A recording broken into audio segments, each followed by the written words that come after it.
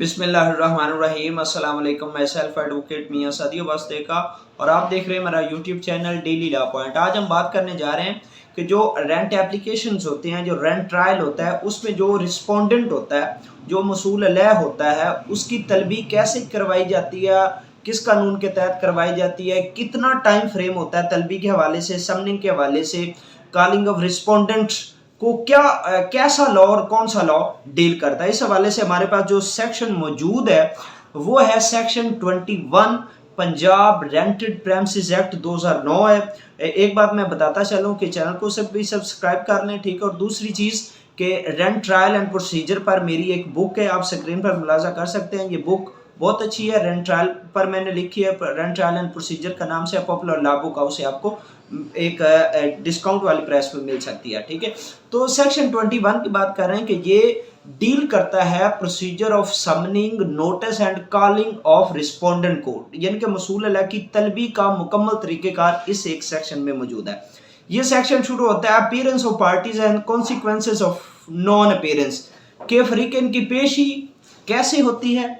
कैसे उनको तलब करवाया जाता है, कैसे वो उनकी समनिंग होती है, और अगर वो पेश नहीं होते तो फिर क्या मामला बनते हैं। सेक्शन 21 जब हम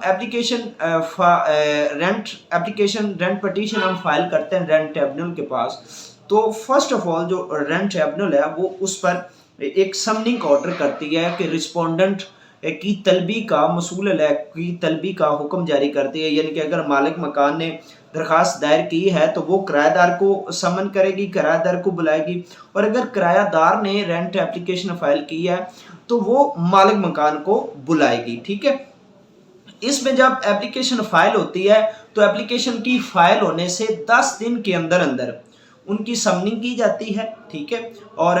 वो रजिस्टर्ड पोस्ट एक्नॉलेजमेंट ड्यू यानी कि थ्रू प्रोसेस सर्विस करवाई जाती है, उसमें रजिस्ट्री करवाई जाती है, उनके टीसीएस भी हम करवा सकते हैं या कोई भी कुरियर सर्विस हम करवा सकते हैं, ठीक है। और उस नोटिस के साथ, उस जो नोटिस उनको जाएगा उस नोटिस के साथ एप्लीकेशन की एक नकल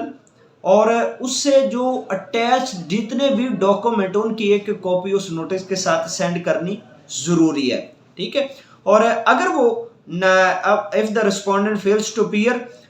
और रेंट जो ट्रिब्यूनल है वो सेटिस्फाई होती है, वो कैसे सेटिस्फाई होती है, वो फर्स्ट ऑफ ऑल देखती है कि इसमें जो नोटिस की तामील है या नोटिस का प्रोसीजर वो प्रॉपर अडॉप्ट किया गया या नहीं किया गया। पहले वो सिंपल नोटिस करेंगे, उसके बाद अखबार इश्तिहार करेंगे, ठीक है। अखबार इश्तिहार के बाद अगर वो अपने आप को सेटिस्फाई करेंगे कि इसमें जो समनिंग ऑफ रिस्पोंडेंट है ये अच्छे तरीके से हुई है या नहीं हुई, इसमें वो फर्स्ट ऑफ ऑल देखेंगे कि ये जो नोटिस है ये ड्यूली सर्व्ड हुआ है या नहीं हुआ, यानी कि अच्छे तरीके से इसकी सर्विस हुई है, इसकी तलबी अच्छे तरीके से हुई है, जो हमने तलबी कही थी टीसीएस के ज़रिए या दूसरे कुरियर सर्विस या पाकिस्तान पोस्ट के ज़रिए हुई है, तो इसकी रसीद क्या अदालत में पेश की गई है, ये नहीं की गई, और नोटिस की जो एक कॉपी है वो some conspicuous part of rented premises और रेजिडेंस ऑफ द रिस्पोंडेंट पर फिक्स की गई है या नहीं की, यानी कि नोटिस की जो कॉपी है वो जो रेंटेड अहाता है, जिस अहाते की बाबत वो एप्लीकेशन है वहाँ पर फिक्स करना ज़रूरी है, और जो रिस्पोंडेंट की रहाइश, एक्चुअल रहाइश है, वहाँ पर फिक्स करना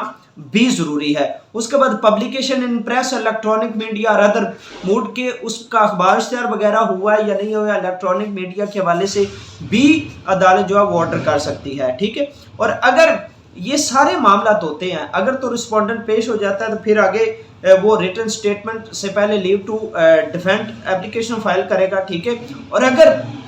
वो पेश नहीं होता तो जो एप्लीकेशन है वो एक्स पार्टी हो जाएगी, और x party and pass the final order, उसमें उसी वक्त वो डिग्री हो जाएगी, ठीक है। अब उसमें अगर वो पेश होता है तो कैसे जो है ना वो रिटन स्टेटमेंट या लीव टू डिफेंड जो है रिटन रिप्लाई वो कैसे जो है वो जमा करवाएगा, या एक्स पार्टी प्रोसीडिंग कैसी होती है और एक्स पार्टी प्रोसीडिंग को कैसे ख़त्म करवाया जा सकता है, इन दोनों पर ये अलग-अलग से टॉपिक हैं, इन पर इंशाल्लाह नेक्स्ट में हम वीडियो बनाएंगे। तब तक के लिए अल्लाह हाफिज़।